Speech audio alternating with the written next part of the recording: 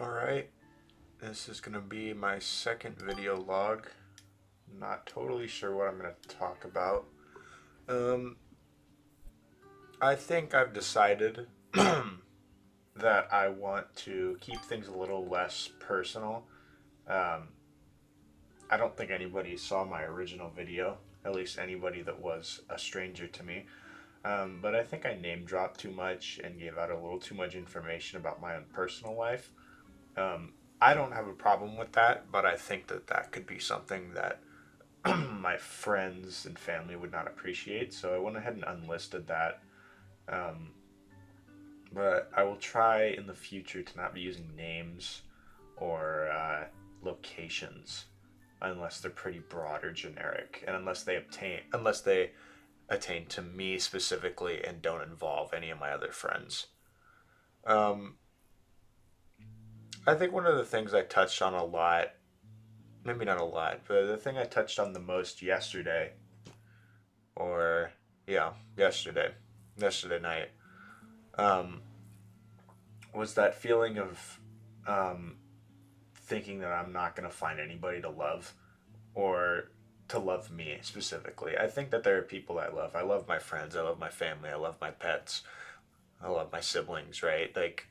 But I don't think there's somebody out there that will love me for me.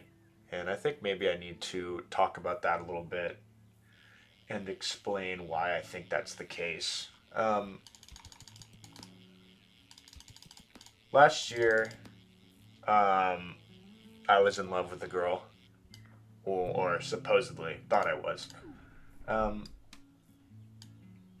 and you know, you always hear that saying, "You do crazy things when you're in love," right? To make it work.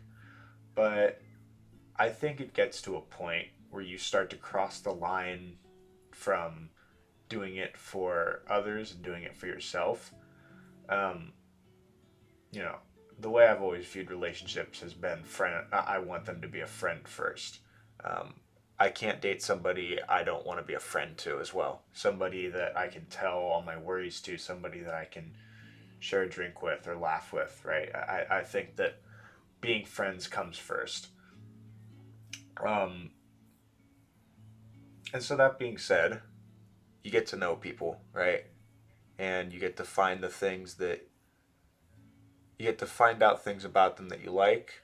You realize you share interests, and you might fall in love, right? And or what you think is love. And I think that I went through that last year because I hadn't really, holy shit, um, I hadn't really experienced what it was like to have a true strong female friend before. And of course, this is going to sound extremely pathetic, which is why I'm just going to keep it, which is why I will keep it here, where I'm, you know, mostly anonymous. But I'm sure that there are people out there that share that same sentiment with me. Um, you know, shit happens in your life that makes it so that, it's not normal for you to have friends that are female growing up. And I didn't. So I think that that absolutely played a role in how I behaved. you know, thing is, I didn't realize it at the time, but what it was not a sense of love, but a sense of appreciation, um, a sense of adoration or platonic love. Um, I think it's hard to recognize in the moment, but you can love somebody in a way that is not, mm, I guess, for lack of a better term, lustful. I'm not saying that's what it was, but I think the point being you can love somebody because they're simply in your life and you don't need anything more than that. Um, you can love someone for being there for you, and you can love someone for who they are to you as a friend. And that's not to say that you can't love somebody for who they are and wanting to, have something more with them because they matter to you. but I'm saying that I think it's an important distinction to make that I didn't make early, and it almost cost me a friendship. Um, you know, it's it was something that you don't or I didn't really think of at the time. My past experience with relationships at that point had kind of all been oh, am I getting this one? I have mostly guy friends, and then all the girls that I hang out with are typically people I'm interested in, people that I have romantic intentions with, and I was probably a little too transparent about that. Um, but that's kind of how I viewed relationships at that point, as pathetic as that may have sounded. Um, and you know, when this girl came along, it was very hard to differentiate the two because it started to cross into that territory of this person makes me happy. I love having this person around. Um, and the way I talk to this person is different than the way I talk to most of my friends. Uh, and again, at the time, I didn't know the difference between loving someone platonically and loving someone romantically. I think this person was very pretty. I think this person was a very good friend to me. And I think that kind of twisted my idea of what was actually happening. At least that's how I look at it now after years of reflection. And I think that that's a very common thing that people kind of have to deal with is figuring out what you want to do with a person, especially someone of the opposite gender. I think it's much easier to do.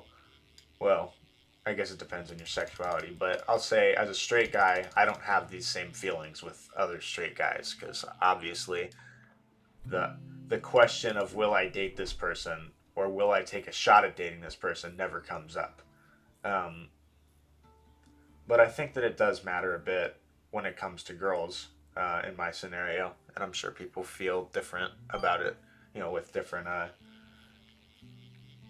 different people, but I think it's still something that everyone has to experience one way or another.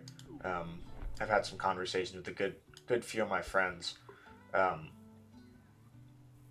and that feeling of having a friend of the opposite gender and then wanting more but feeling like it might ruin the friendship is very common. And in my case, it did for a while. Uh, you know, I took that shot thinking that it would go in my favor. Did not, um, and that's okay. I want to throw this in there. Things don't always work out the way you want it to. Um, Things don't always work out the way you plan. But the important part is that you get up the next day and you continue to live your life and you don't let it hold you back. Um,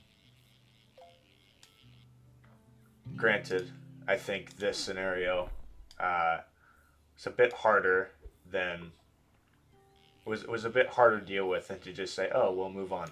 Um, I'd known this person, I think about 6 months or so at that point. I don't know how close we got in retrospect, but I think it was respectable. I think it was a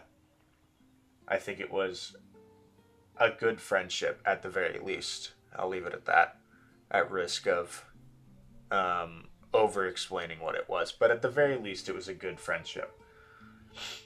And, you know, when I took that shot, I was ultimately rejected. Um, and part of me was, I mean, sad because, oh, I thought I was gonna, I really thought I had a chance with this person. Oh, that really sucks. But also relieved because um, it meant that I could still have that person as a friend regardless. Because I wasn't rejected in a way that was demanding of splitting off in a way that was demanding that we never speak again. Because some relationships are like that, in which you can't be friends with people you've had crushes on. Um, and more power to, if you don't think that that works for you, then more power to you. I just think I'm capable of living life that way, and that's fine. Point being, um, I was friends with this person after that for I think I about 2 months, a little less. Um, but I started to, I guess, become desperate. Feels like the wrong word, but um, essentially their attention drifted to other people, and I think that that is fine because again, you let me say something first. I think that there is no scenario in life in which you should have to demand somebody's attention. Um, I think that real friends are people who go out of their way to check on you and be with you and make sure you're doing all right. And I think to have to force yourself or to have to ask somebody to talk to you more is a very uncomfortable conversation that I don't think a lot of people want to have. And I don't blame them because I have had that conversation before with other people. Um, some of them it has went well with, some people it hasn't. Um, but in this scenario, with this person, I did not have that conversation. Instead, I essentially had a crash out over it. Not the traditional blow up anger crash out, but I did lose my mind a little bit. It was a bit of a spiral, not in an anger way, but I think in a uh, sad way, in a, oh, it'll never be me, and I wish it was me, and I am resentful of the fact that it won't be me, and I don't like the person that they're talking to more because I wish that was me, right? It's a very toxic cycle of um, hating people who are just being true to themselves. And that's all you can expect out of people. And I think that's all you can expect of your friends as well. Um, the way I've always lived my life is I want the people around me to be authentic and to be themselves. I don't like people who lie. I don't consider myself a liar. I try to be as honest about who I am with the people I care about as much as I can, because building a friendship on the foundation of lies only dooms it, right? Only ensures that one day those lies will fall through and hurt people. So I've always tried to make it a goal of mine to not lie to people, right?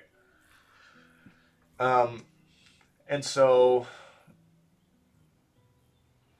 I guess the point is, um, this person I was trying to become more than friends with never saw me that way, and I think that it was hard for me to kind of accept that reality, um, given the fact that I had not had a close female friend like that before, at least in my memory. Somebody that I really felt like I understood, and somebody that I really felt like I shared, not necessarily traumas with, but shared a lot of the hard moments of my life with them, in a way that I haven't shared with other people, and I think that counts for something. I'm not trying to say that that should be a one way ticket to getting into a relationship, but I think that the people that you share that stuff with are special in your life, right? So maybe that was what confused me. Um, and as I tried to get more out of this person, I continued to try and force something that I think wasn't there.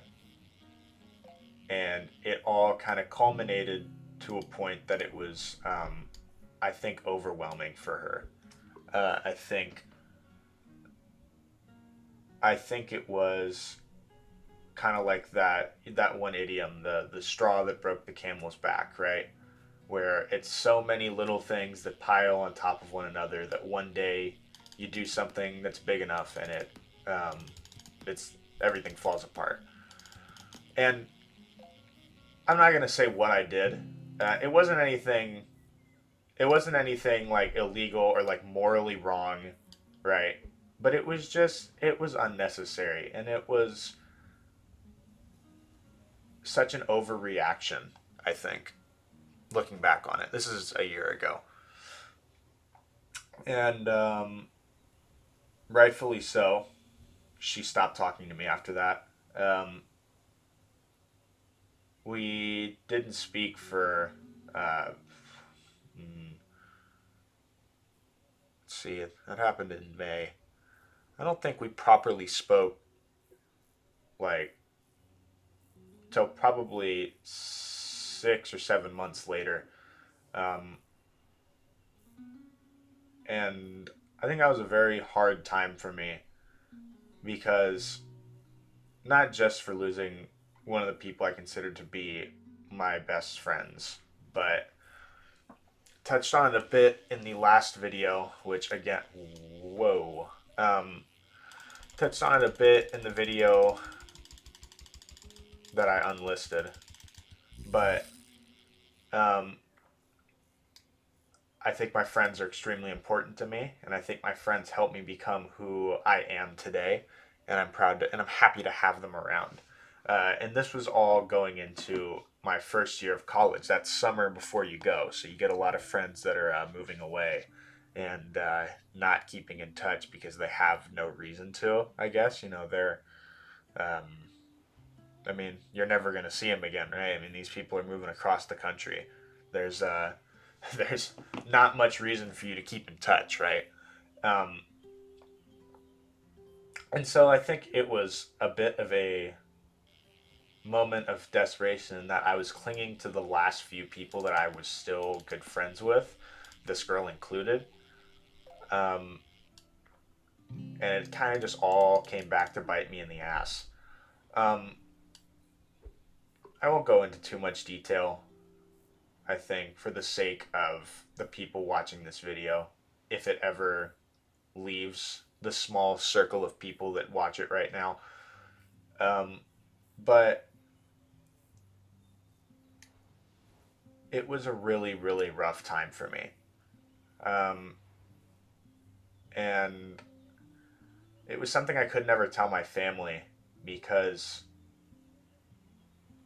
they didn't know I knew this girl either. And so I think that trying to explain how important somebody was to me that my family didn't even know existed would just be a uh, bigger pain than just acting like it never happened in front of them. Um, so really, I was left with nothing, um, give or take a couple friends. One friend of mine, she was really good to me over the summer, and I had maybe one or two guy friends who kept in touch. But I think adjusting to that kind of not loneliness per se, but I felt guilty. Not just guilt. I felt ashamed with how things had ended with this girl. I felt very um, embarrassed, to say the least, that things had ended because I couldn't properly manage my own emotions and deal with the reality that was sitting in front of me. And it took me a while to get over the fact that I had lost somebody because I was so immature. And I spent time and money working on myself to try and combat those innate feelings, right? You know, didn't have a mom growing up until maybe I was 14 or 15, nah, maybe 13. But I think that matters. Um, go through such an important developmental stage in your life without a mother figure, it probably probably stunted my growth and with when it comes to relationships with girls and understanding what was platonic affection and loving affection, motherly affection, how to differentiate those. But I don't think that's an excuse to. That doesn't excuse the things I did, or it doesn't excuse any behavior that's like, you know, weird and kind of inappropriate when it comes to friendships with girls. And so, kind of not realizing that I had that problem for years, I guess,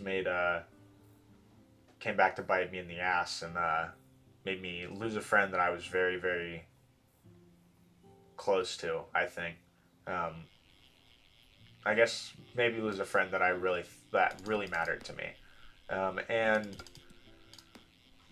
like I said, I spent the summer uh, working two jobs, um, and also trying to balance out these feelings and make sure that I didn't do anything that was drastic. I think we'll leave it at that. Not do anything um, too permanent. And I think that there are people out there that kind of feel the same way, that sometimes will mess things up with somebody that they care about. It doesn't even have to be somebody that they love romantically.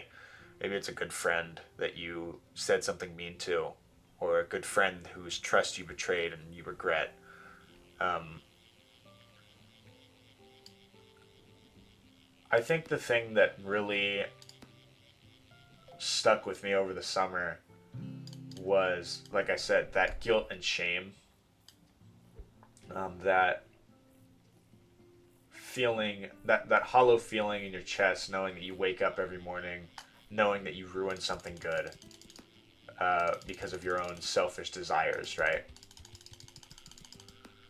And I think a lot of people will feel the same way about other relationships. But the thing I didn't realize is that life regrettably moves on. Um, as hard as it may be to accept that, and as hard as it may be to understand that people come and go in your life despite how much you care about them, how much you love them, um, life always, or I guess the world, the world keeps on spinning, right? Um, Regardless of how you feel, regardless of what you think, time passes the same each day, and you'll wake up tomorrow living with the decisions you've made. And I think that that's the key distinction, is living. Um, Understanding that mistakes are common, and understanding that people are capable of changing and growing and becoming better people. I mean, there's no doubt in my mind that I was in the wrong when I said those things to that girl. Um, there was no doubt in my mind that what I did, crossed the line and really was unnecessary, to say the least. So obviously I lived with that, but it was also, while it was my source of, well, it was both my source of dread and my source of hatred for myself. It ironically was the same source that continued to make me get up every morning and continue to work, um, knowing that no matter what I did, she wasn't going to come back. Um, no matter what I did, there was no way in which I could make up for what I had done. And again, I'm making it sound like I did something really horrid. It wasn't, and I'm sure it comes off way worse than it is. But I'm just trying to um, emphasize that feeling that I had, how ashamed I was. Right? You know, I really thought I had crossed the line. I really thought I had pressed a boundary that didn't need to be pressed, and again, had lost a good friend of mine because of it. And so I felt, you know, I was just trying to I was just trying to find a reason to get up and keep going in the morning. And like I said, I think ironically it was that idea that nothing I did, that no matter what I did, I couldn't change what had already happened. Um, but that wasn't something I discovered or really thought about until 4 or 5 months after it had happened. And I think my detriment living over the summer was wishing things were different and wishing things hadn't happened the way they happened, which again was the exact same problem that I had with this girl and that I wanted to have a relationship with. I think it's the exact same thing, is that you're not looking at reality and accepting it for what it is. You're living in this fantasy world where things work out perfectly and things go the way you want them to and you live happily ever after. Um, I think that over the summer, all I did was think about, I wish I hadn't said those things. I wish I hadn't done what I did to her. I mean, like right now, I could be happy and I could still have that friend with me. Um, but that wasn't the case. And it wasn't until I realized that, and it wasn't until I accepted the fact that things had changed, that I felt like I could really get better. That I felt like I could really improve and work on the things that I was ashamed of. And that's a very hard process to go through. Um, I don't necessarily think I went through the stages of grief, but uh, I know there was anger. I know there was sadness, but but at the end there was acceptance that things were permanent and that there was nothing I was going to be able to do to change it. Um, and I want to put that on here because I think that there are going to be people that go through something similar in life, that they're going to make a bad choice, that they're going to do something stupid, whether it be with somebody you care about, whether it be at a job you work at, whether it be at school, right? With your family, maybe. Um, no one's perfect. No one aces life on the first try. I think that you have to go through these things and learn them. And no matter how hard people will tell, no matter how many times people will tell you to not do something, and how many times people will tell you to be careful, ultimately the best way to learn is to experience it yourself. Um,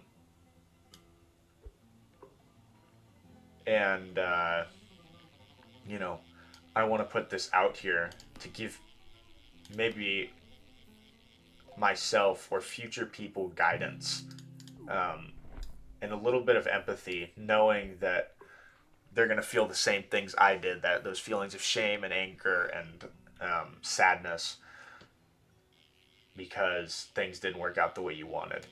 But I'm here a year later, um, and things are better, uh, I think. May not exactly be the way I want. Not everything is in the place I wish it was. But I think stepping back and looking at where I was a year ago, I'm glad I didn't do anything permanent because my life right now is a million times better than it was May, June of last year, right? And I think that that's worth something, is being able to reflect on who you were and understand where you came from. Like I said in my unlisted video, I touched on that same thing. The point of these is to be able to look back and see how far I've come and understand that despite it all, I'm still here and I'm still me and I'm still being better day to day. Um,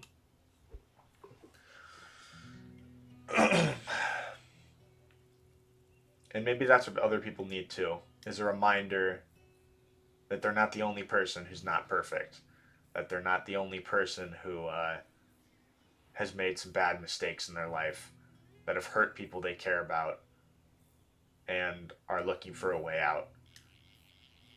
Um, I'm sure everybody's heard this before, but suicide is a temporary solution a permanent solution to a temporary problem. And as corny and as cheesy as that sounds, and as overplayed as it might be, it's true. Um, Ending things that way, shortening your life by, if you live to be healthy, 50 years at that point, 60 years maybe. If I lived to be in my late 70s, I would have cut off 50 years of my life, right? Because of one stupid decision I'd made that I really thought was bad. But point being, things get better, even if it doesn't look like it will. Things do improve, things change, and you adapt with them because of what you've learned. And it would be a waste to go through these experiences that are so meaningful and so impactful in your life and decide that the best course of action is to not live your life with the knowledge that you've gained. You know, um, I'm sure at one point I'll share this story with my younger brother, who I care so much about. Um, want to see him thrive and I want to see him succeed. If he ever has these feelings that I have, if he ever does something where he hurts a friend or ruins a relationship because of something stupid that he said, I want to be there to tell him that things are going to get better and that things are okay. And maybe you don't have a sibling at home to tell that to, but there's going to be someone out there, a friend, a cousin, maybe, um, that will feel the same things that you're feeling right now or have felt in the past. And you will be a beacon of hope or a symbol to them of resilience, of strength, of perseverance. Um, because despite it all, you still manage to come out the other end victorious, um, and alive. You know, I don't take suicide lightly. Um, Lost a couple friends to it. Uh, it's a very serious thing, and is something that I would do anything to prevent, with people I care about.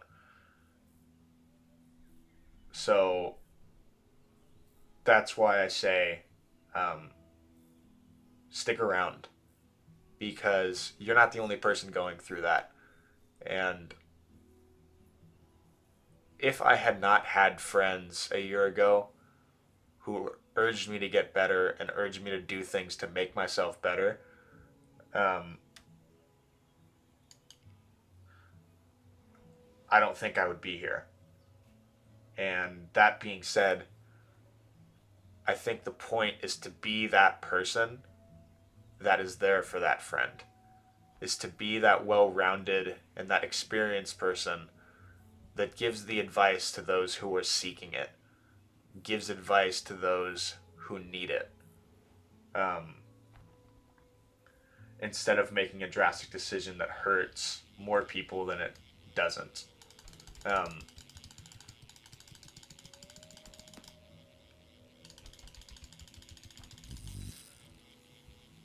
yeah, I just think that, again, my hope is that somebody will watch this video, um, feeling the same things that I felt, and listen to my testimony, I guess, and resonate with it, and understand that maybe things aren't good now, but they will be later. Um, I'm happy to say, I'm friends with that girl again. Uh, we're friends again, and I never thought we would be. I mean, a year ago, I figured that a year ago, not only did I figure I wouldn't be alive to see it, but I figured I would never speak to her again, just on the premise of I betrayed her trust like that. And so,